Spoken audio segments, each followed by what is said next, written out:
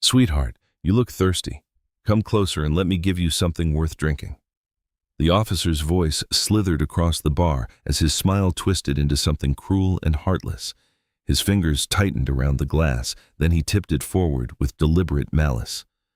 Cold whiskey spilled over Lena Harper's head, soaking her hair, running down her face in stinging rivulets and dripping onto the front of her plain blouse, while laughter burst behind him, loud and cruelly approving. "There," he said, tapping the empty glass against the bar.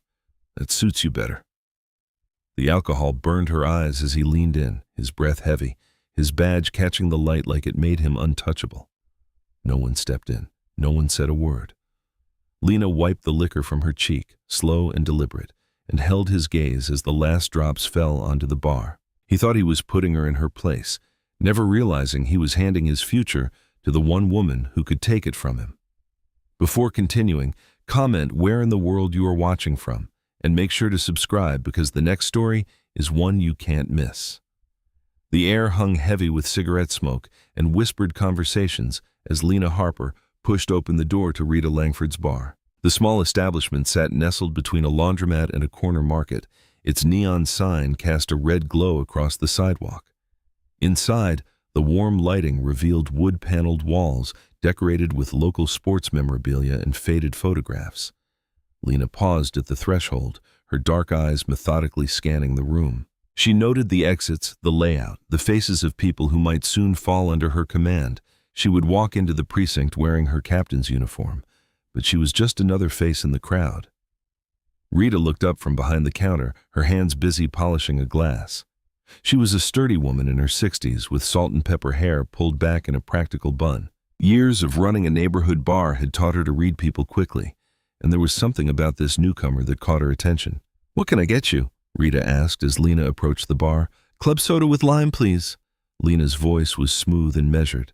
She settled onto a stool at the corner of the bar where she could observe the room without drawing attention. Rita slid the drink across the wooden counter. "New around here?" "Just passing through," Lena replied with a small smile that revealed nothing. The door swung open again, this time with force. 3 men burst in, their laughter drowning out the low murmur of conversation.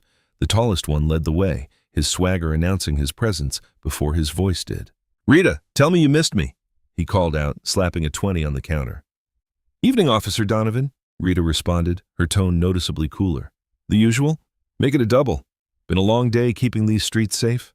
His 2 companions, both wearing the unmistakable short haircuts and rigid posture of police officers, chuckled on cue. Lena sipped her soda quietly, but her gaze was sharp. Bryce Donovan was exactly the type she had been warned about. Handsome enough to be charming when it suited him, confident from years of unchecked authority, and already carrying the slight sway of someone who had had too much to drink before arriving. It did not take long for him to notice her. "Well, well," he said, turning toward Lena. "Don't think I've seen you before."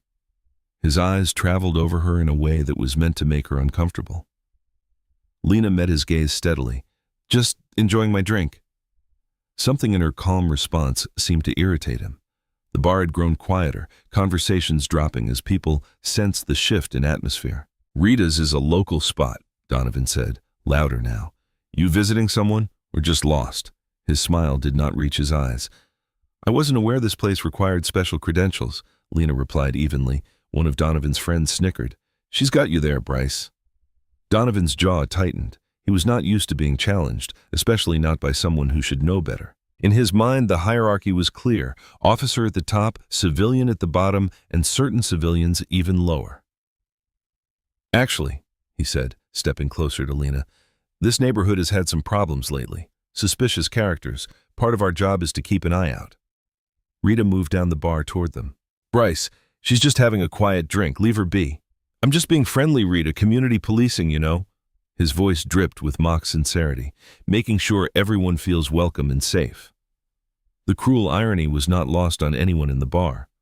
Several patrons looked away, suddenly very interested in their drinks or the sports game playing on the television. Lena remained perfectly still, her posture straight but relaxed. She had encountered men like Donovan throughout her career, bullies who confused fear with respect, who measured their power by how small they could make others feel. "I appreciate your concern," she said calmly, "but I'm fine right where I am." Donovan circled closer, moving into her personal space. The entire bar seemed to hold its breath. His two friends watched with amused anticipation, eager for whatever entertainment was coming next. "You know," Donovan said, his voice dropping to a theatrical whisper that everyone could still hear, "attitude like that gets people in trouble around here." Rita tried once more.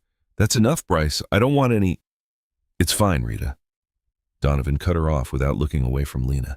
"Me and the lady are just getting acquainted." The tension in the room was palpable now. Every eye was on them. Lena saw exactly what was happening. A public performance of dominance. A man used to humiliating others to prove his power. Bryce lifted his glass, amber liquid sloshing dangerously close to the rim. His smile widened into something ugly as he stepped directly into Lena's space, close enough that she could smell the whiskey on his breath. The bar fell silent as Bryce Donovan towered over Lena, his glass tilted dangerously in his hand. She did not back away. She did not lower her gaze. The standoff stretched for one long, uncomfortable moment. "You know what your problem is?" Bryce said, his voice carrying across the quiet room. "You think you're special. You walk in here like you own the place." Rita gripped a rag behind the counter, her knuckles white. The other patrons stayed frozen, drinks halfway to lips, conversations abandoned mid-sentence. "I'm just having a soda," Lena said, her voice measured and calm. Bryce's friends exchanged glances, smirking. They had seen this before. "See? That right there." Bryce pointed at her face. "That attitude, like rules don't apply to you." He swirled his glass, amber liquid catching the dim bar light. "People around here show a little respect to the badge. Is that what this is about?" Lena asked. "Respect?" Something flickered across Bryce's face, surprise that she was not cowering, irritation that his intimidation was not working as planned. "Yeah, maybe it is." His smile returned, wider and meaner. "Maybe you need a lesson about how things work in this neighborhood." It happened so fast that several people gasped.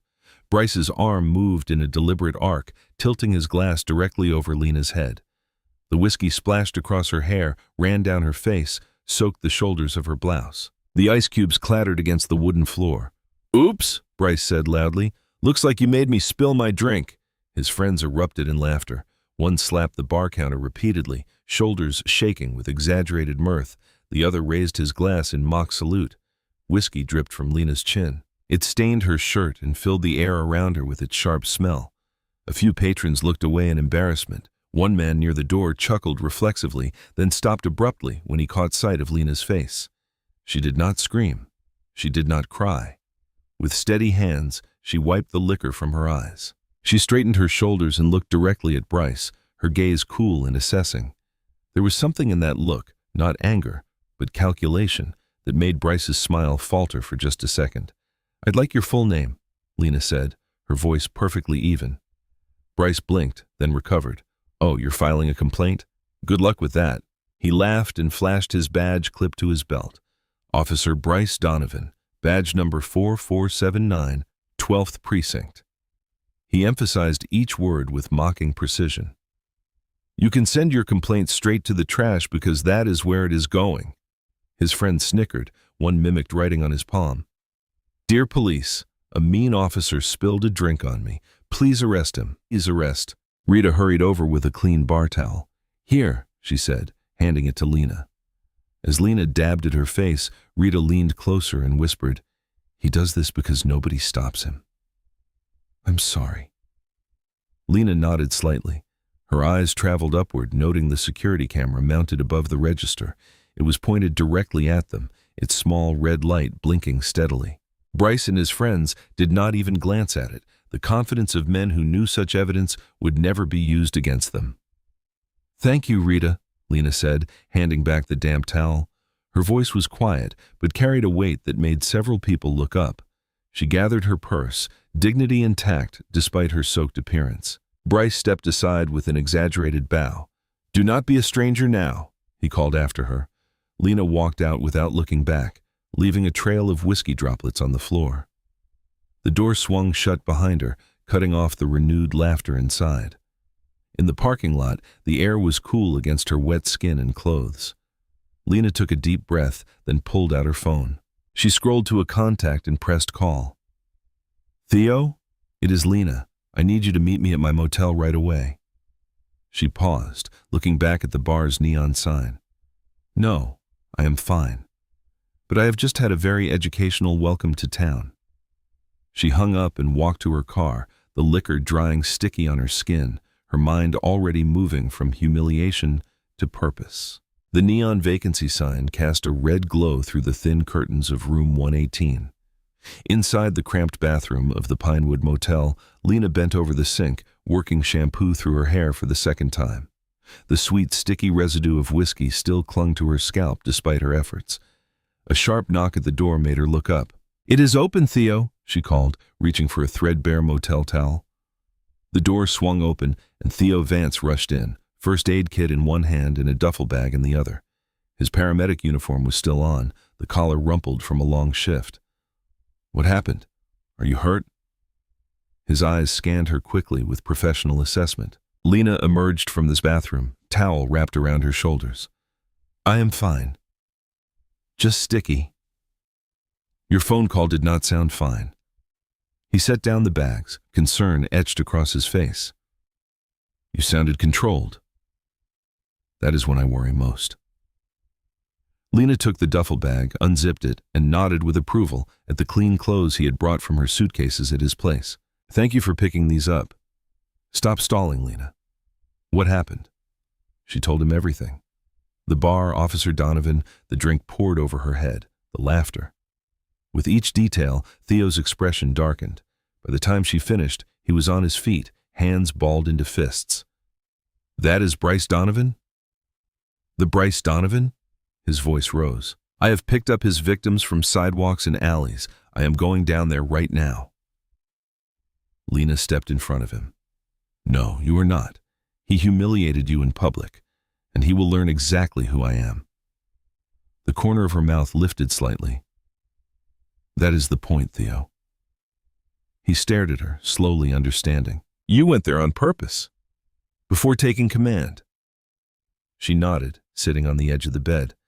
"I needed to see how they behave when nobody is watching, when they think nobody important is watching. And I saw exactly what I needed to see." She ran the towel over her damp hair.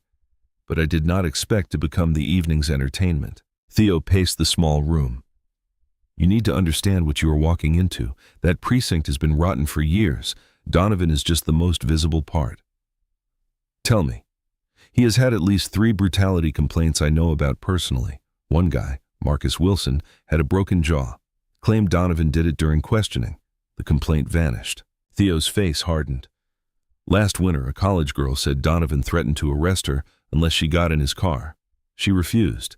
Next day, suddenly she had outstanding warrants. Nobody believed her." Lena listened, absorbing each detail. "And his friends protect him," Theo continued. "Body cams malfunction. Witnesses change stories. Evidence gets lost." He sat beside her. "These guys do not play fair, Lena." "I did not come here expecting fair." She reached for her phone. "But I did come prepared." She dialed a number, putting it on speaker. A woman's voice answered. "City Manager's office. This is Captain Lena Harper. Is Mr. Ellis available?" A pause, then a man's voice. "Captain Harper? Everything on schedule?" "Yes, sir. The roll call introduction will proceed as planned. I just wanted to request that the Internal Affairs representative be present as well." "IA? Is there a specific concern I should know about?" Lena's eyes met Theo's. "Nothing I cannot handle, sir. Just want to set the proper tone from day one." "Very well. I will make sure they are there." She thanked him and hung up. Theo shook his head in amazement. "You did not even mention what happened. No need yet." Lena stood and walked to the closet where her garment bag hung. She unzipped it to reveal her captain's uniform, crisp and pristine. She ran her fingers over the badge and nameplate. "Captain L. Harper. This guy pours a drink on your head, humiliates you in public, and he finds out you are his new boss." Theo let out a low whistle. "I almost feel sorry for him." "Do not." Lena carefully pressed the collar flat. He made his choice. Now he will face the consequences. You think it will be that simple? These guys stick together. One embarrassed officer is not going to change a whole corrupt system. Lena turned to him, her expression serious. This is not about one embarrassed officer, Theo. This is about every person who has ever been pushed around by someone with a badge who thought they were untouchable. She carefully hung the uniform back up. That evening was just the first move in a much longer game. Theo studied his cousin, seeing the steel beneath her calm. This was not the impulsive reaction of someone nursing a wounded pride. This was calculated, patient determination. "The morning starts early," Lena said, checking her watch, "and I plan to be very well rested." The precinct briefing room buzzed with morning noise. Officers clustered in small groups, coffee cups in hand, some slouched in chairs while others leaned against the back wall. Lieutenant Tessa Harlan moved through the crowd with tight efficiency, clipboard in hand. 5 minutes, people," she called out. Her eyes darted to the clock, then to the door. Worry lines creased her forehead. At the front of the room, Chief Raymond Hale adjusted his tie, smoothing it against his crisp uniform. His silver hair caught the fluorescent light as he nodded to a city official beside him. They spoke in low tones, occasionally glancing at the door. "Showtime," someone muttered as the door swung open. Bryce Donovan sauntered in with 2 officers flanking him, the same men who had been at Rita Langford's bar earlier. His uniform was technically correct, but rumpled at the edges. The smell of whiskey clung faintly to him. "Sorry, Chief," he called, not sounding sorry at all. Traffic was brutal. A few officers chuckled. Donovan slapped one on the shoulder as he passed, grinning. "Hey, Miller, you hear about that bartender on 5th who tried to cut me off last week?" The room shifted as the rear door opened, and every head turned. Captain Lena Harper stood in the doorway, her uniform pressed to perfection, badge gleaming on her chest. The room fell silent as she strode forward, her steps measured and unhurried. Donovan's smile collapsed. The blood drained from his face so rapidly that the officer beside him glanced over in concern. "Jesus," someone whispered. Tessa Harlan's eyes widened. She looked from Lena to Bryce, then back again, putting together pieces of a puzzle she had not known existed. Chief Hale stepped to the podium. "Officers, please give your attention to this important announcement." His voice carried authority, but his eyes kept sliding toward Donovan. "After extensive consideration, the mayor has appointed Captain Lena Harper as the new commanding officer of this precinct." Lena took her place beside him, her posture perfect, her eyes scanning each face in the room. When they found Donovan, they did not linger, just noted him like any other detail. "Captain Harper comes to us with years of distinguished service," Hale continued. "Her mandate is clear: restore discipline, accountability, and community trust in this department." The silence in the room grew heavier. Several officers shifted uncomfortably. Hale gestured to Lena. "Captain, would you like to say a few words?" "Thank you, Chief." Her voice was calm, controlled, the same voice that had asked for Bryce's name after he had poured a drink on her head. "I believe in actions over words. I believe in accountability. And I believe this precinct can serve its community with honor." She paused, letting the words settle. "Before we continue with today's briefing, there is a personnel matter that requires immediate attention." Her tone never changed, never revealed emotion. "Officer Bryce Donovan, please step forward." The room went completely still. Donovan did not move for a long moment, as though hoping he had misheard. Finally, he took 3 stiff steps toward the podium. "Officer Donovan," Lena said clearly, "while off duty at Rita Langford's establishment, you assaulted a civilian by pouring your drink over her head. That civilian was me." A ripple of shocked murmurs spread through the room. Tessa Harlan's clipboard dropped to her side.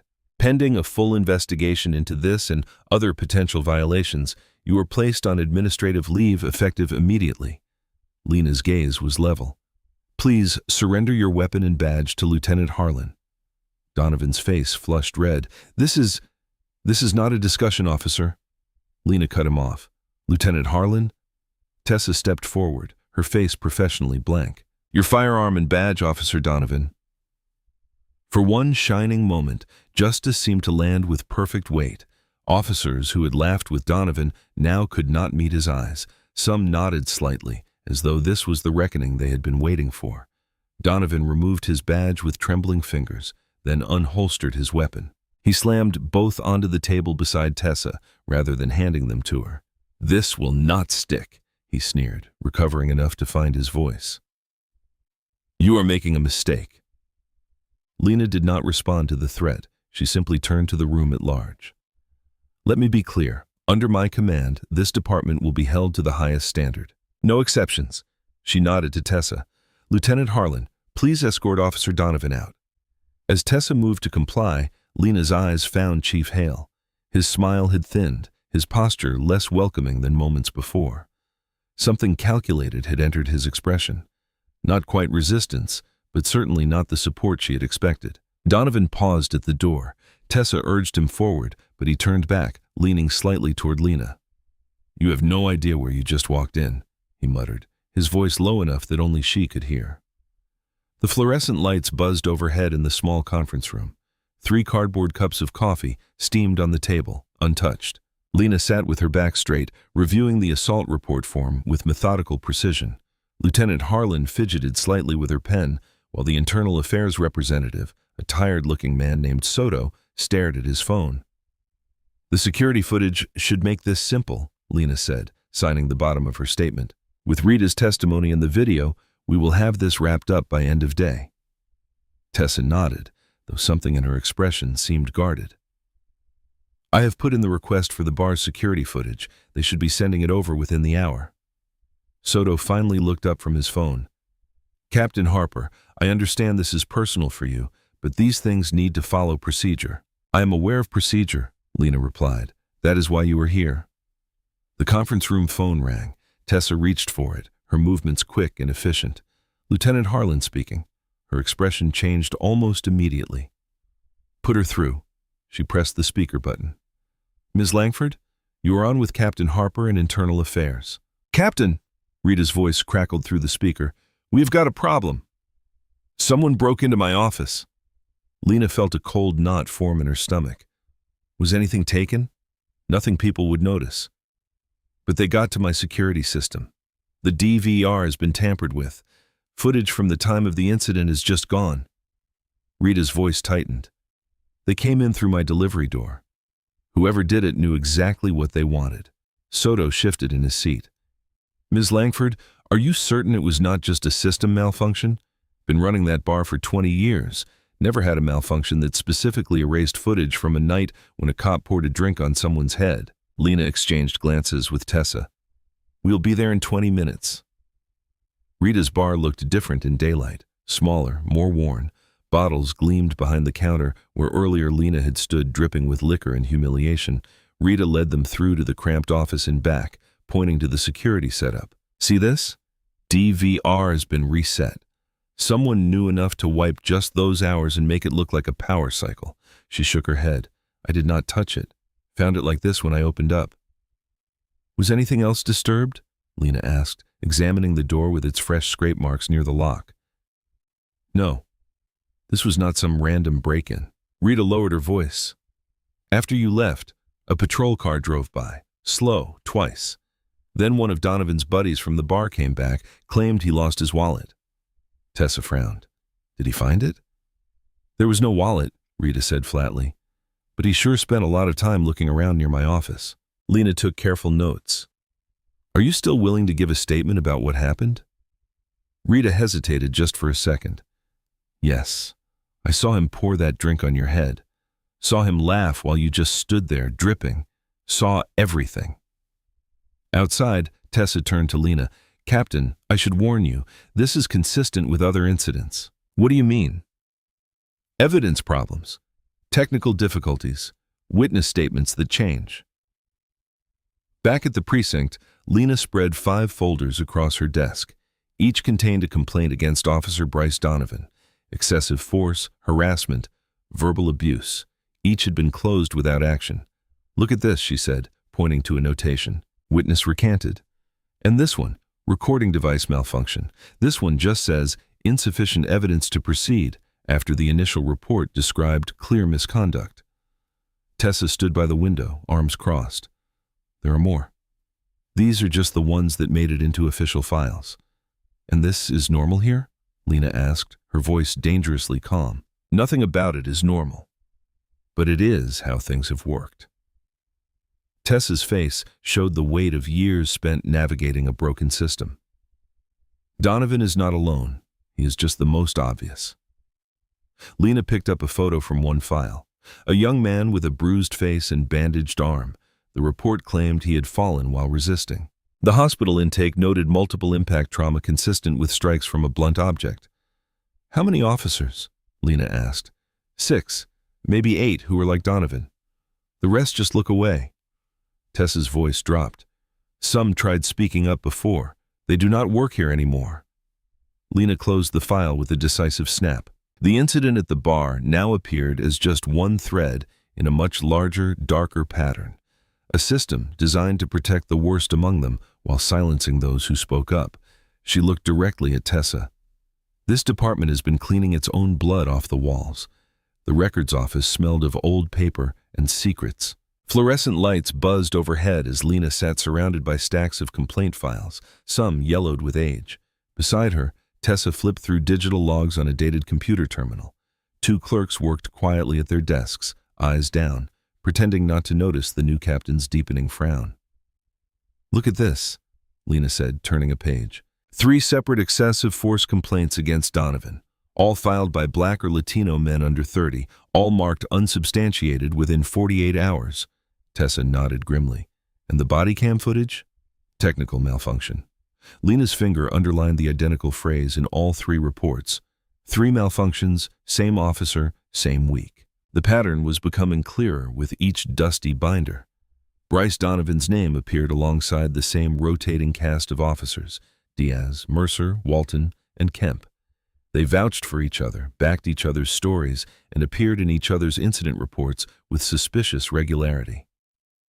They call themselves the cleanup crew, Tessa said quietly, glancing at the clerks to make sure they were not listening. If there is a call in certain neighborhoods, they volunteer to respond, especially on weekend nights. Lena pulled another file. Civilian with broken ribs and a fractured eye socket. Report says he fell repeatedly while attempting to flee. Medical report says injuries consistent with direct impact trauma. That would be Mercer's style, Tessa said. He keeps weights in his gloves. Lena's phone vibrated. It is Theo, she said, stepping away to answer. She returned moments later, her face tighter than before. My cousin just treated a delivery kid, 17 years old. Black eye, cracked rib, sprained wrist from being thrown against a patrol car. Said 2 officers stopped him, claiming his bike matched a stolen description. Let me guess, Tessa said. Mercer and Walton? Lena nodded. Theo said the kid was too scared to file a complaint, but he took photos of the injuries, standard procedure when they suspect abuse. There will not be a use of force report, Tessa said, already typing into the system. Not for that date. She turned the screen toward Lena. See? Routine stop. Subject was uncooperative but released with warning. No mention of physical contact. Lena sat back in her chair, studying Tessa's face. How long have you known about this? Tessa's shoulders dropped slightly. Years. I tried pushing back when I first made lieutenant. Filed reports, requested reviews. What happened? My performance evaluations tanked. My overtime disappeared. I got assigned to desk duty for 6 months. Tessa lowered her voice further. Officer Reyes filed 3 complaints about Donovan. She is working traffic in the industrial district now. Officer Taylor backed her up. He quit, and everyone else just stays quiet, Lena said. People have mortgages, kids in college. They convince themselves it is just a few bad officers, not worth losing everything. Tessa met Lena's eyes directly. Until now, speaking up has only ever made things worse. Lena pulled over another box of files. The bar incident matters because it shows who Donovan really is.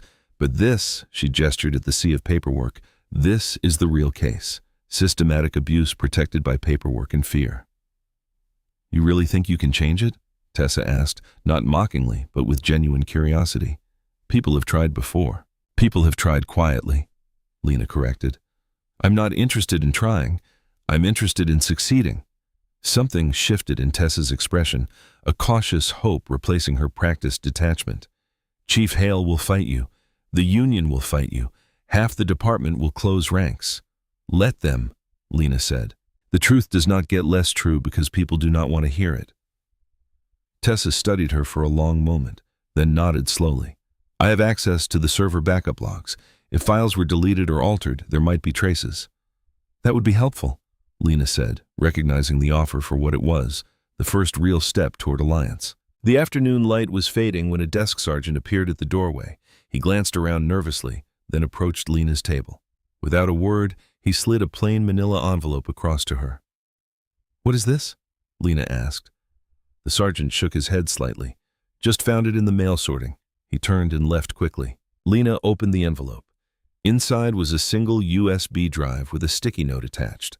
The handwriting was neat but hurried, and the note contained only one word, garage. She slipped the drive into her pocket, meeting Tessa's questioning gaze. Looks like someone else is tired of staying quiet, Lena said. The garage air smelled of exhaust and damp concrete. Lena walked between the rows of patrol cars, her footsteps echoing against the low ceiling. The anonymous flash drive felt heavy in her pocket. Garage could mean anything. Evidence hidden somewhere, a meeting spot, or even a trap. She moved deeper into the dimly lit space. Most officers were either on patrol or upstairs finishing paperwork. Tessa had volunteered to cover the command desk, giving Lena time to investigate without drawing attention. Smart woman, Lena thought, cautious but not blind. A car engine started somewhere in the shadows, then fell silent. Lena paused, hand instinctively moving toward where her weapon would normally be. As a new captain, she was not yet comfortable with the building's layout. Another disadvantage. Lost, Captain? Bryce Donovan stepped out from behind a cruiser, arms crossed over his chest. His uniform was still on, though his badge was missing, a visible reminder that he should be processing out but somehow was not. Officer Donovan, Lena said, keeping her voice level, I believe you are supposed to be on administrative leave. He shrugged, moving toward her with casual confidence. Paperwork delay. Chief Hale wanted to review the situation personally. His smile did not reach his eyes, given the unusual circumstances. Two other officers leaned against a far wall watching. Lena recognized them from the bar. They were not approaching, but their presence turned this from a conversation into something else. Nothing unusual about suspending an officer who assaults civilians, Lena said. Bryce laughed, the sound bouncing harshly off the concrete walls. You know, the city loves these symbolic appointments, especially ones that photograph well for the press. He gestured vaguely at her. But captains come and go. The street men, we stay. We remember who plays ball and who does not. He took another step forward, forcing her to back up toward a support pillar, not touching her but making the space smaller, more threatening. I have seen your file, Donovan, Lena said. 14 excessive force complaints in 3 years, 8 of them from Black or Hispanic civilians. 14 complaints, 0 sustained, he corrected, moving closer. That is the reality you need to understand. This is not about one drink in some neighborhood bar. This is about respect for the uniform, for how things work here. Lena refused to back up further, standing her ground even as he loomed over her. Assaulting your commanding officer is not how things should work anywhere. You were not my commanding officer then, he said, voice dropping. You were just some woman who did not know her place. And now? His smile widened.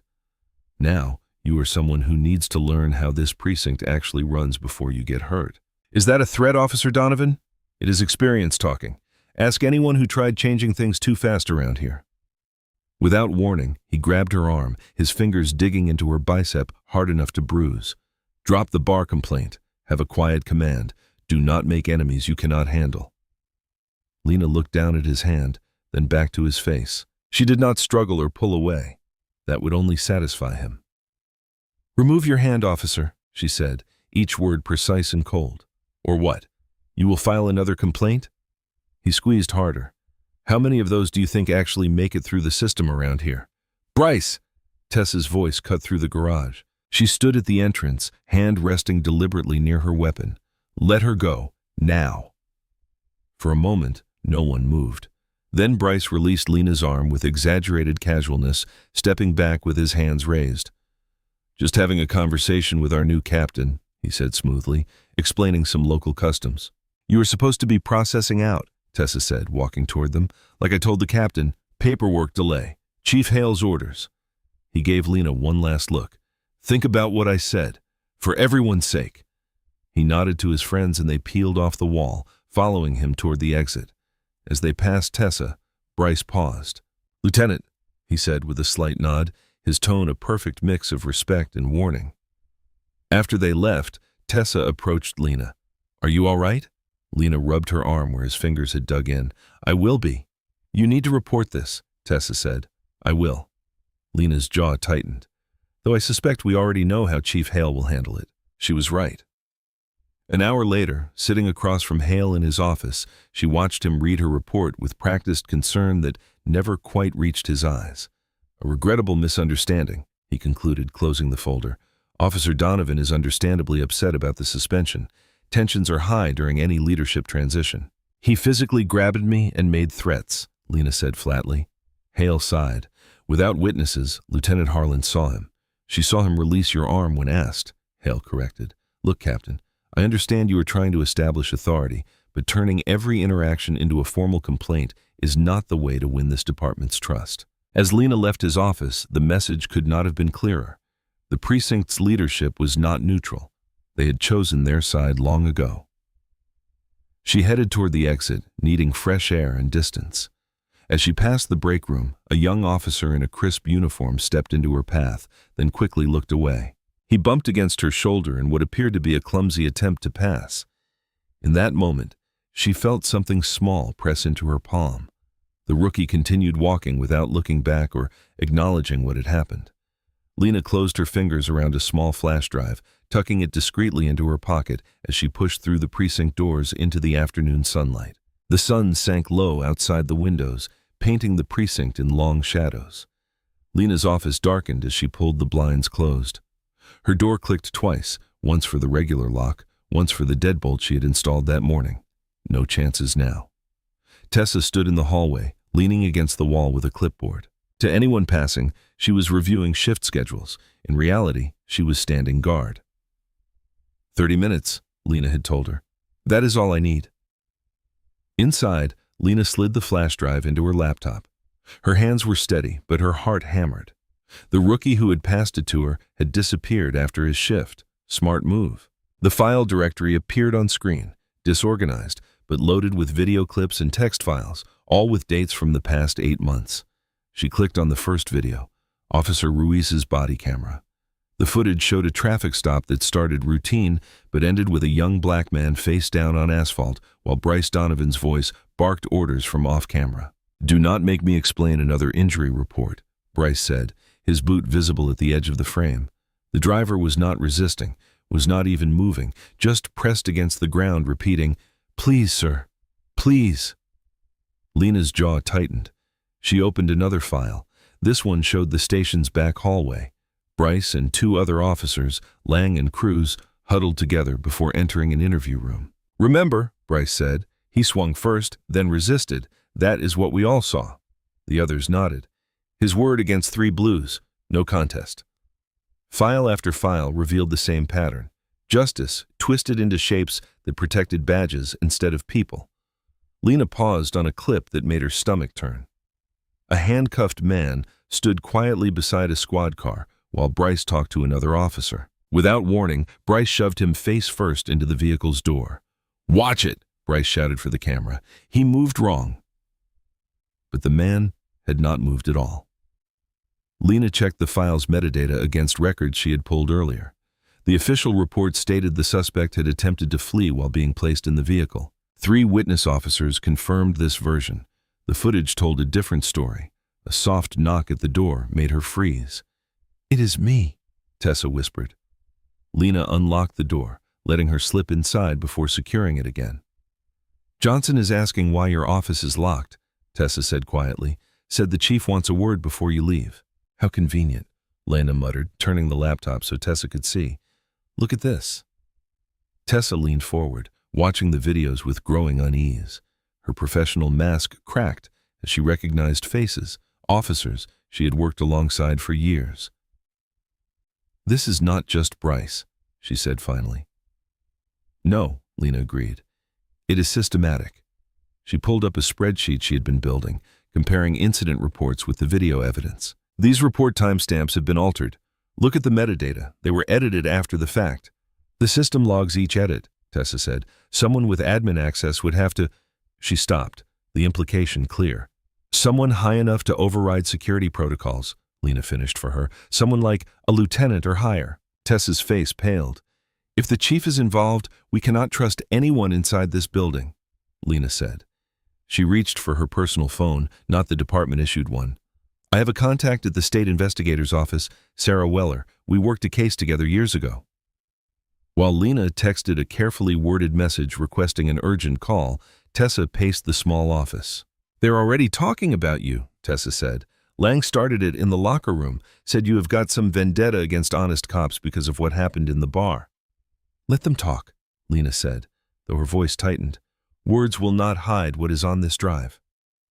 Tessa stopped pacing. I want to help, officially. She swallowed hard. I have looked the other way too long. Lena studied her, searching for hesitation. Finding none, she nodded. I need someone who knows where the bodies are buried, who approved these reports, who handles the body cam archives. Together they began mapping connections, officers involved, supervisors who signed off, technicians with system access. The pattern emerged like a spider's web with Bryce at one nexus, but not the center. Lena's printer hummed to life, producing pages of names and dates. She laid them out on her desk, drawing lines between connected incidents. With a red pen, she circled Bryce's name. Then, after a moment's hesitation, she drew another circle around Chief Raymond Hale's name and connected the two with a bold line. You are sure? Tessa asked, staring at the chief's circled name. The evidence points there, Lena said. Bryce is not just protected, he is enabled. That only happens with approval from the top. She studied the web of corruption spread across her desk. The bar incident had not been random bad luck. It had been a symptom of something much worse, a culture that believed it was untouchable. Night had fallen by the time Lena returned to Rita's bar. The neon sign buzzed overhead, casting a red glow over the empty parking lot. She approached cautiously, noting how different the place felt compared to her first visit. This time she came with purpose, wearing her authority openly, even though she had left her uniform behind. Through the window, Lena could see Rita wiping down the counter. Only 3 customers remained, an old man nursing a beer in the corner and a couple finishing their drinks. Lena knocked lightly on the glass door. Rita's head snapped up, her shoulders tensing until she recognized Lena's face. She hurried over, keys jangling in her hand, and unlocked the door just enough to let her slip inside. Thanks for meeting me, Lena said. Last call was minutes ago. Rita announced to the remaining customers, her voice firm but strained. The old man grumbled but drained his glass. The couple left a tip and headed out. Rita locked the door behind them with a heavy click. I have got Tessa, Lieutenant Harlan parked down the block, Lena explained. Thought it best not to draw attention with a police car out front. Rita's laugh was bitter. Would not make much difference. They have been circling like sharks since you left that morning. She led Lena to the bar and poured herself a shot of whiskey. Her hands trembled slightly. How bad has it been? Lena asked. 3 patrol cars, just sitting across the street, taking pictures of my customers. Rita knocked back her drink. This morning a licensing inspector showed up, said there had been complaints about health code violations, never had an unscheduled inspection in 15 years. Lena's jaw tightened. They're trying to scare you. It is working, Rita admitted. I have got a mortgage on this place. One bad report and I am done. Lena stepped closer, lowering her voice. Rita, I need that footage. Without it, it is my word against Bryce's, and they are already building a wall around him. Rita set down her glass. I told you they wiped the security system. Could there be backups? Anything they might have missed? Rita hesitated, then motioned for Lena to follow her to the small office behind the bar. The room was cramped with filing cabinets squeezed against a desk topped with invoices and liquor orders. Main system is here, she said, pointing to a black DVR unit. They knew what they were doing, erased that whole night and the day before it. Lena examined the setup. What about the register system? Does it record separately? Just transactions, not video. Rita pulled open a cabinet drawer. I keep old backup drives in here, but they would not have anything recent. They searched methodically, checking cabinets, looking under furniture, examining every electronic device. Lena's hope dimmed with each empty drawer. Outside, headlights swept across the windows as a car passed slowly by. Rita froze. That is the third time tonight. Same car? Police SUV. They do not even try to hide it. Lena peered through the blinds. The patrol vehicle crawled past, its spotlight sweeping across the front of the bar. Wait, Rita said suddenly, her eyes widening. There's the old camera. What old camera? My brother installed it years ago before we upgraded. It is aimed at the register area, helps catch theft, runs on its own system. She pointed to a small, nearly invisible lens tucked into the corner molding. Most people forget it is even there. A knock at the back door made them both jump. Lena reached instinctively toward her hip, though she was not carrying her service weapon. It is me, Tessa's voice called softly. Rita unlocked the door and Tessa slipped inside, looking tense. We have got 2 officers parked at the end of the block, she reported. Donovan's friends, Kane and Ruiz. Just sitting there? Lena asked, taking notes every time someone walks past. Pure intimidation. Rita sank into her chair. This is how it always goes. They never threaten you outright, just pressure, until you decide it is easier to keep your mouth shut. Lena watched the older woman's face, seeing fear battle with something stronger. I am tired, Rita said finally, her voice steadying. Tired of looking away. Tired of pretending I do not see what happens in my own bar. She stood up, resolve hardening her features. If you are really going after them, Captain, I will testify. Whatever you need, let us check that old camera system, Lena said. Rita led them to a storage closet and dragged a stepladder beneath a high shelf. She reached up and pulled down a dusty metal box with cables hanging from it. Have not checked this thing in forever, she admitted. Might not even work. They carried the unit to the office and connected it to an old monitor. The screen flickered, showing a login prompt. Rita entered a password and a file directory appeared. It stores about 2 weeks before overwriting, she explained, scrolling through dated folders. Here, this should be that night. The video loaded slowly. The angle was high and narrow, showing only part of the bar counter. But they watched in silence as customers came and went. Then Bryce appeared at the edge of the frame, his posture aggressive. Lena leaned forward as the scene played out. The video had no audio, but it did not need it. Bryce's contempt was visible in every movement. Then the moment came. Bryce's arm raised, the bottle tilted, the liquid pouring down on Lena's head as his face contorted in cruel laughter. Rita hit pause. The screen froze on the damning image. Bryce's arm extended, the bottle clearly visible. Lena's shocked expression captured in perfect clarity. There it is, Tessa whispered. We have got him. Lena, Tessa, and Rita huddled around the small monitor, watching the footage unfold with a mixture of disgust and vindication. The image was grainy but unmistakable. Bryce Donovan's smirking face loomed large as he positioned himself next to Lena at the bar counter. Can you turn up the brightness? Lena asked, leaning closer. Rita adjusted the settings. Best I can do. The system is ancient. On screen, they watched Bryce's aggressive posture, the way he invaded Lena's space while his friends snickered in the background. Though the footage had no audio, his contempt was written in every gesture. The dismissive flick of his hand, the exaggerated lean into her personal space, the performative way he played to his audience. Look at his face, Tessa said quietly. He's enjoying this. The critical moment arrived with brutal clarity. Bryce raised his glass with theatrical slowness, his smile widening as he tilted it over Lena's head. The amber liquid cascaded down, soaking her hair and clothes, while his friends erupted in laughter. The camera captured Lena's momentary shock, followed by the remarkable composure that had unsettled Bryce that night. There is your evidence, Rita said, jabbing her finger at the screen. Plain as day. Lena watched herself in the footage, wiping liquor from her eyes, maintaining dignity despite the public humiliation. It was strange seeing the incident from this removed perspective, both deeply personal and clinically revealing. Wait, she said. Go back 10 seconds. Rita rewound the footage. This time, Lena focused on the background. 2 officers flanked Bryce, their badges visible on their belts despite being off duty. Kane and Ruiz, Tessa confirmed, naming the same officers now patrolling outside. They saw everything. Tessa's phone buzzed. She checked it, and her expression brightened. I have been running those server access logs you requested. She showed Lena her screen. Someone logged into the evidence management system after the incident using Officer Peterson's credentials. Peterson? Lena asked. Bryce's poker buddy. Always covers for him. Can you prove Peterson was elsewhere? Tessa nodded. Already checked. He was on patrol on the east side. GPS confirms it. Someone used his login while he was miles away. A weight lifted from Lena's shoulders. Not only did they have the assault on video, but they had digital evidence of the cover-up attempt. The pieces were falling into place. We need to secure this properly, Lena said, her mind racing through protocols. Not just precinct evidence control. They have already proven they can access that. We need multiple copies through separate channels. She pulled out her phone and drafted a secure message to the state investigator she had contacted earlier, explaining what they had found.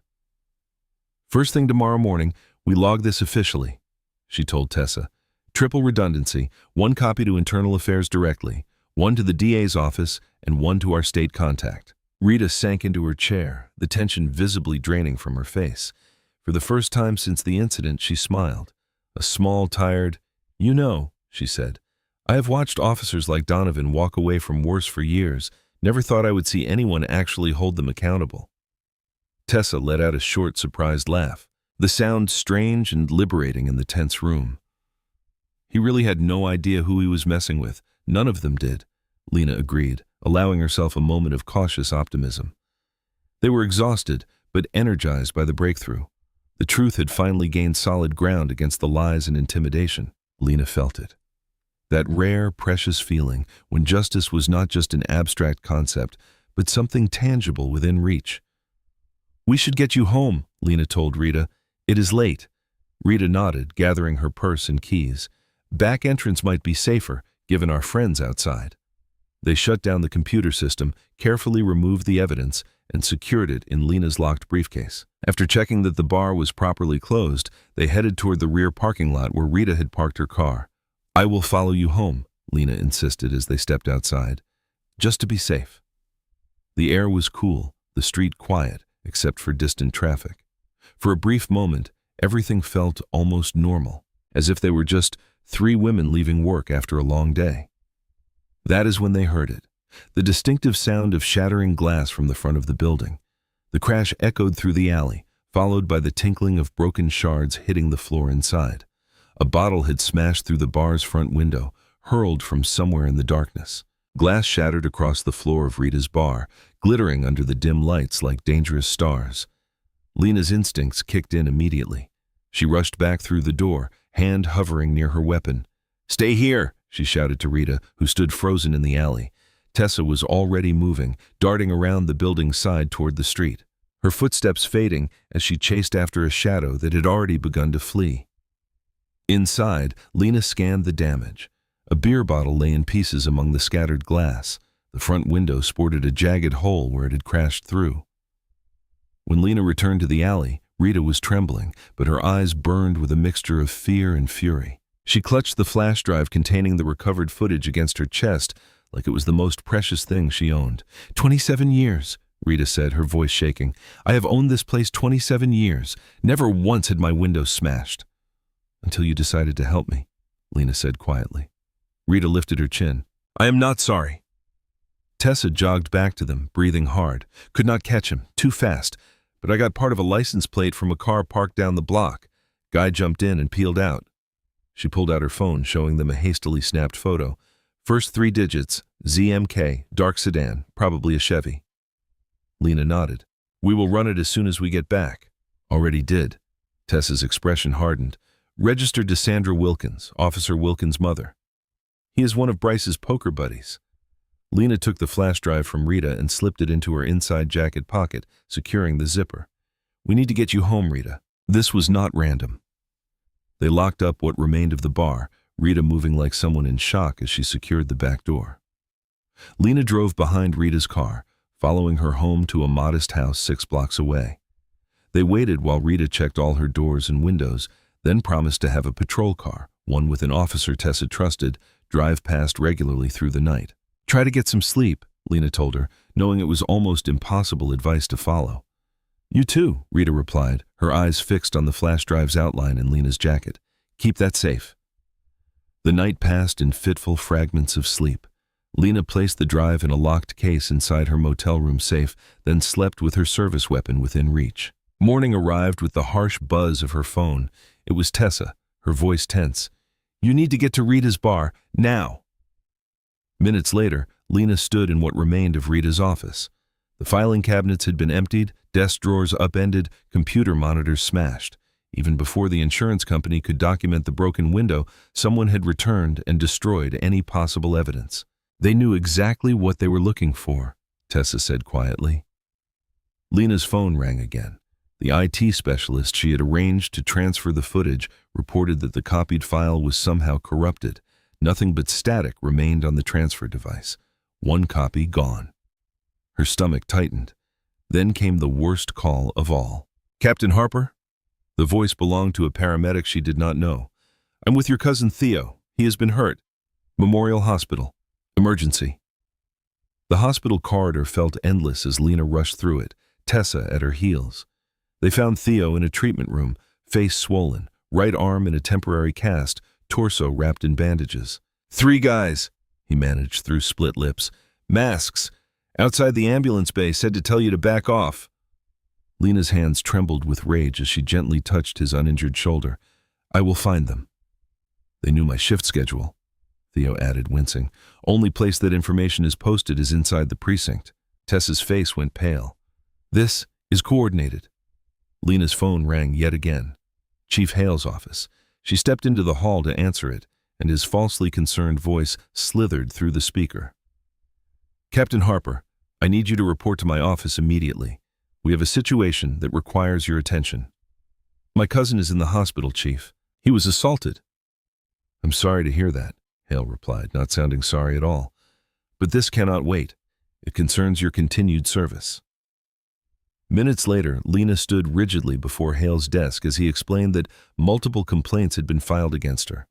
Allegations of bias, procedural violations, targeted harassment, and abuse of authority.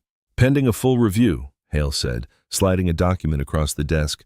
"Your system access has been temporarily suspended. You will maintain your rank, but Lieutenant Ferguson will oversee daily operations." Lena did not touch the paper. "This is retaliation." "This is protocol," Hale corrected with a thin smile. "Perhaps, if you had followed it yourself, we would not be here." As she left Hale's office, Bryce Donovan stood in the hallway, leaning against the wall with calculated casualness. His predatory smile widened as she passed. He did not say a word. He did not need to. His eyes said it all. "You lose."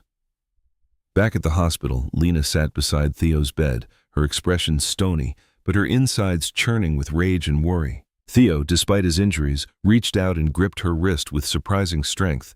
"Do not stop now," he said, eyes fierce despite the swelling.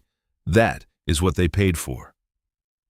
Afternoon light sliced through the blinds in Theo's hospital room, painting stripes across the linoleum floor. Lena sat slumped in the stiff visitor's chair, her captain's badge feeling like dead weight in her pocket. The events of the past hours had left her exhausted, her authority stripped away by Hale's administrative maneuver. She rubbed her eyes, watching Theo drift in and out of medicated sleep. A soft knock at the side door made her straighten. Tessa slipped in, looking over her shoulder before closing it quietly. "I parked 3 blocks away and came through the staff entrance," Tessa explained, her voice low. "They are watching the main doors." "Smart," Lena said, "but risky for you to be seen with me now." Tessa pulled up the other chair. "I'm already in this, and I brought something." She glanced at Theo, who had opened his eyes. "How you holding up?" "Been better," he mumbled through swollen lips. "They hit like cowards, quick and from behind." Lena leaned forward. "What did you bring?" Tessa pulled out her phone. "Before Hale froze your access, I sent some files to a civilian contractor, Elliot Vance. He handles our server maintenance and digital archives." "Can we trust him?" Lena asked. "He is scared, but he is honest. He has seen too many accidents happen to evidence over the years." Tessa showed her a text message. "He will meet us, but only if we guarantee protection outside department channels." Lena nodded. "My state contact can do that." "Where?" "Lenny's Diner on Westbrook." Theo shifted painfully in his bed. "Be careful. These people, they are not playing by any rules now." Lena squeezed his good hand. Neither am I anymore.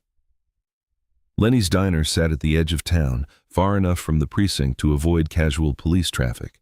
Lena and Tessa took separate cars, arriving minutes apart. Inside, Elliot Vance hunched in a corner booth, nervously shredding a paper napkin. He was mid-40s, pale, with anxious eyes that darted toward each new customer. "Captain Harper," he whispered as Lena slid into the booth.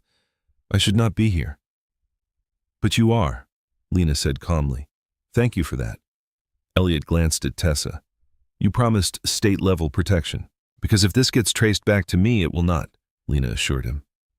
"What do you have?" Elliot pulled out a small external drive. "I could not save the original bar footage. By the time I realized what was happening, the file was overwritten. But I did grab these."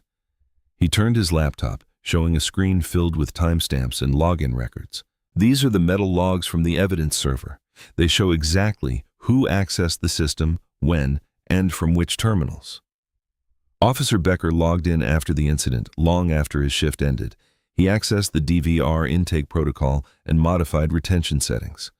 Lena studied the screen. "Becker, one of Bryce's closest friends." "That is not all," Elliot continued, some confidence returning to his voice. "I also captured the external camera routing changes from that same night. Someone redirected the feeds from Rita's bar area for exactly minutes, just long enough to enter through the back door, tamper with her system, and leave." "Can you identify who did it?" Tessa asked. Elliot shook his head. "Not directly, but the authorization code belongs to Sergeant Miller." "Bryce's supervisor," Lena muttered. "The same one who has been burying his complaints for years." Combined with those partial body cam clips Lieutenant Harlan provided earlier, Elliot's voice trailed off. "It is enough," Lena finished. "Enough to prove deliberate obstruction. This is not just Bryce anymore. It is organizational." She connected the drive to her personal phone and forwarded everything directly to her state investigator contact, bypassing Hale's chain entirely. The message sent with a soft ping. "The case is alive again," she told Tessa. Elliot fidgeted with his coffee cup. "There's something else you should know. Bryce came by the IT office this morning, asking questions about the bar owner, Rita. Wanted to know if she had filed any formal statements, if she was planning to testify publicly." Lena's spine stiffened. "Did he seem worried?"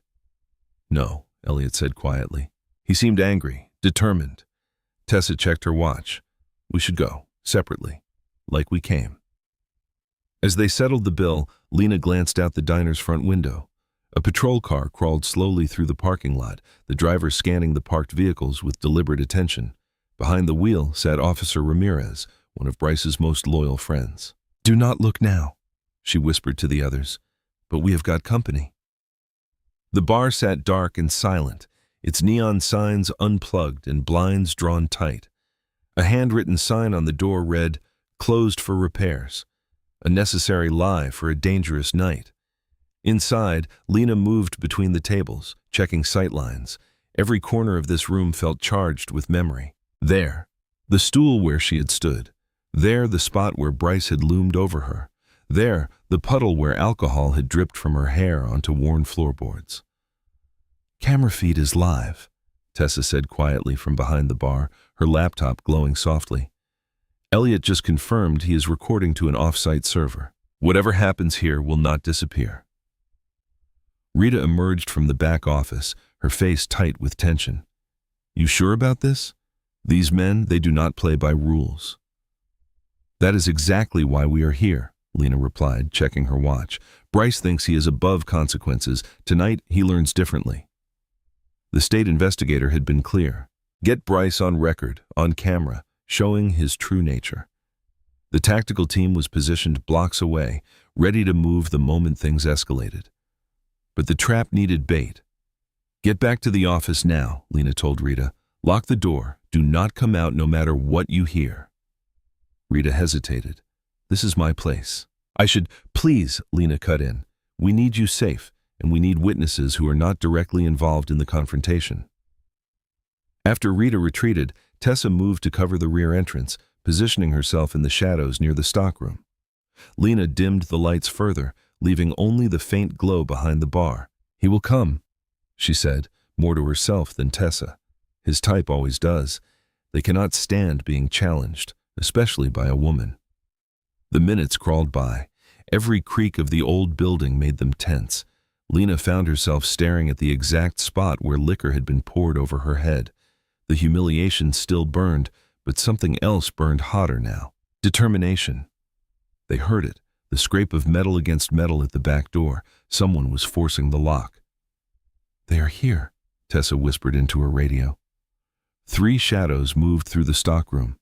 Bryce entered first, followed by Officers Becker and Miller, his most loyal allies. All 3 were in plain clothes, but their postures screamed law enforcement. Bryce carried a flashlight, sweeping its beam across the darkened bar. "Rita!" he called out, his voice hard. "I know you are here. Your car is out back." Silence answered him. "Come on out," he continued, moving between tables. "We just want to talk about your statement, about what you think you saw." Lena remained still in her hiding place as Bryce grew angrier with each unanswered call. "You are ruining good officers' careers with your lies," he shouted toward the office. "Lena Harper is not your friend. She is using you to make herself look good." Becker knocked over a chair. "This is stupid. Let us just find her and explain how things work around here." Bryce's flashlight beam hit the bar counter and lingered on the spot where he had confronted Lena. That woman should have learned her place the first night. Instead, she comes in here thinking a captain's badge gives her the right to tear down what we built. That was Lena's cue. She stepped out from the shadows, moving into the faint light. "And what exactly did you build, Officer Donovan? A system where you terrorize witnesses? Where evidence disappears, where good cops stay quiet because they are afraid of you?" Bryce whirled around, momentarily startled. Then his face twisted with rage. "You have no idea what it takes to police these streets," he snarled. "I know it does not take pouring drinks on innocent people," Lena replied evenly. Miller stepped forward. "We should go. This is—" "No," Bryce cut him off. "I'm tired of this woman thinking she can walk in and change everything." Lena moved to stand behind the bar, deliberately positioning herself exactly where she had stood that first night. The difference is, this time, everything is being recorded. Something snapped in Bryce's eyes. With a roar, he lunged across the bar, grabbing Lena by her jacket and slamming her hard against the liquor shelves. Bottles crashed around them as he pinned her against the bar rail. "You think anyone cares about your recordings?" he hissed, his face inches from hers. "You have no idea who protects us." Tessa stepped out from her position, weapon drawn but pointed down. "The recorder is still running, Bryce. Let her go now." The impact knocked the wind from Lena's lungs as Bryce drove her hard against the polished bar rail. Pain shot through her back, but her training took over before fear could paralyze her. She saw the hatred in his eyes, raw and unfiltered now. No pretense of professional restraint. "You are done," Bryce growled, spittle flying from his lips. Across the room, Officer Becker grabbed Tessa's arm, twisting it behind her back. "Stay down," he hissed. But Tessa was not a desk lieutenant for nothing. She dropped her weight suddenly, throwing him off balance. The third officer, Miller, bolted toward Rita's office. "Find that footage," Bryce shouted at him. Lena drove her elbow hard into Bryce's ribs, feeling the satisfying impact of bone against soft tissue. He grunted, but did not release her. Instead, he lifted her slightly and slammed her against a nearby bar stool, using his weight to pin her down. "You think you can clean up this precinct?" Bryce sneered, pressing harder. "Better captains than you have tried." The wood of the stool cracked under their combined weight. Lena could smell whiskey on his breath, liquid courage for what he had come to do. Tessa had twisted free from Becker's grip. She grabbed a broken bar stool leg and swung it with all her strength.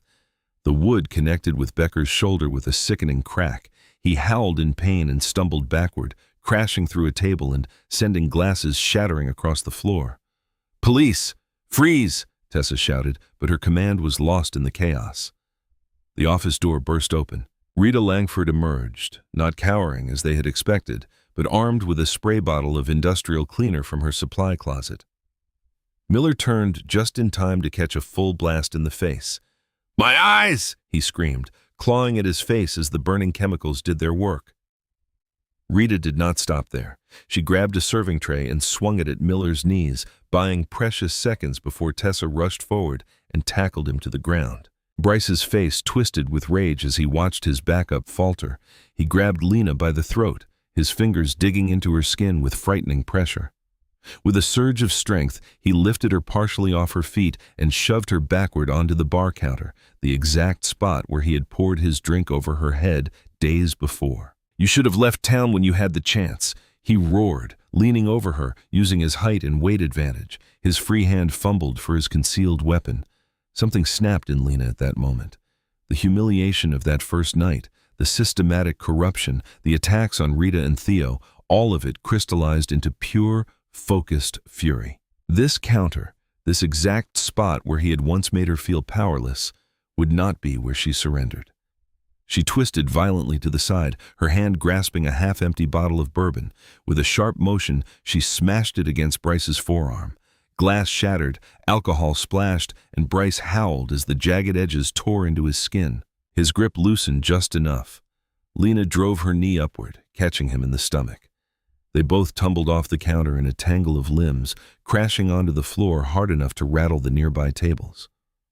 Bryce landed partially beneath her, and Lena used the momentum to grab his wrist and twist it behind his back with practiced precision. "Stay down," she commanded, driving her knee into the small of his back.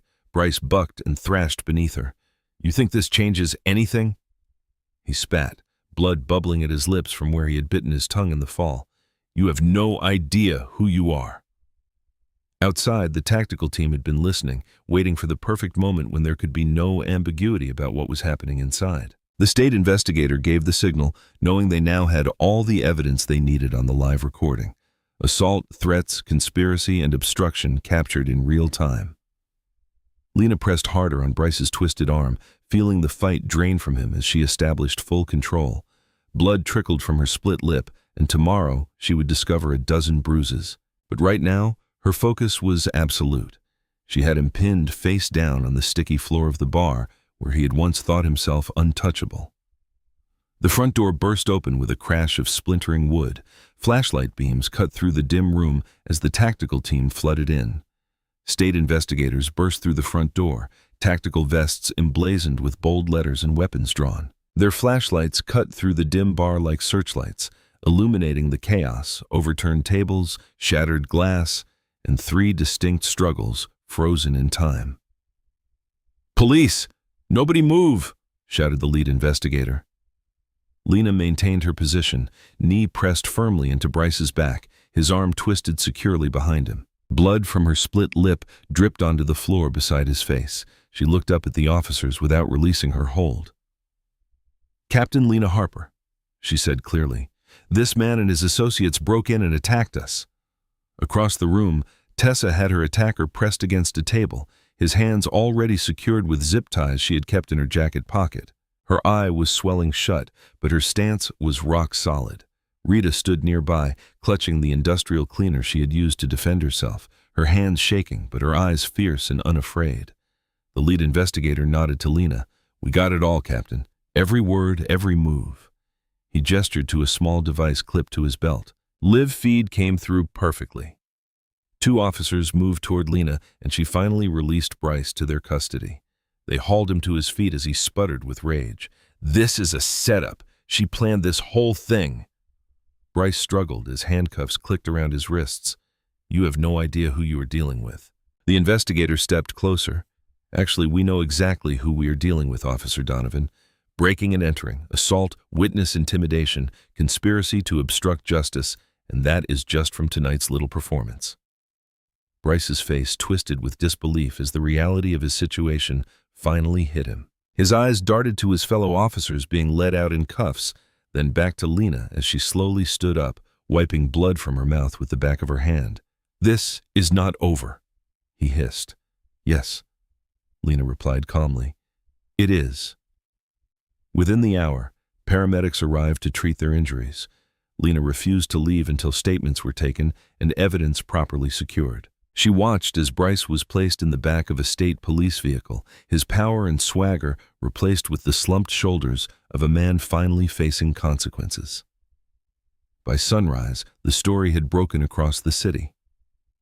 Elliot Vance arrived at the state investigator's office with complete server logs showing who had accessed and tampered with evidence systems.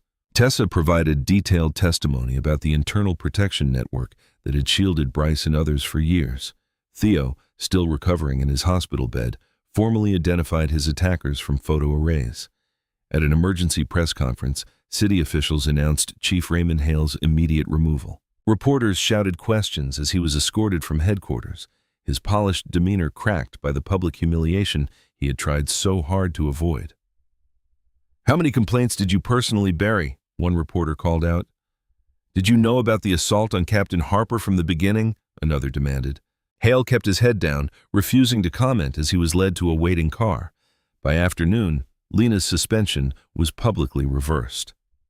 The mayor himself apologized and confirmed her as permanent captain with expanded authority to restructure the precinct. Her phone would not stop ringing as people began coming forward. Civilians with bruises from years past, officers who had stayed silent out of fear, witnesses who had been pressured into changing statements. Days later, Rita reopened her bar. The broken glass had been replaced and tables rearranged, but she refused to change anything else. "This is where it started," she told Lena, "so this is where we celebrated ending." The small space filled with people from the neighborhood, shopkeepers who had witnessed harassment, young people who had been unfairly targeted, and even some honest officers who had felt trapped in the corrupt system. Theo arrived with his arm in a sling, accepting handshakes and thanks from people who recognized what his family had risked. Tessa brought Elliot, who still looked uncomfortable in the crowd, but managed a small smile when Rita personally served him a drink on the house.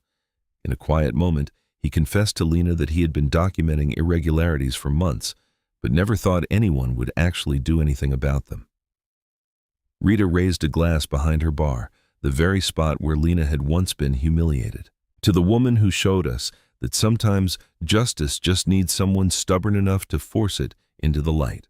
The next morning, Lena walked through the precinct doors wearing her full uniform, badges gleaming in the early light. As she crossed the lobby, officers who had once looked away or smirked at Bryce's behavior rose from their desks one by one. The silence was profound, not hostile, but heavy with acknowledgement. Some faces showed respect, others uncertainty, but all understood the message. The old order was over. If you enjoyed the story, leave a like to support my channel and subscribe so that you do not miss out on the next one. On the screen, I have picked 2 special stories just for you. Have a wonderful day.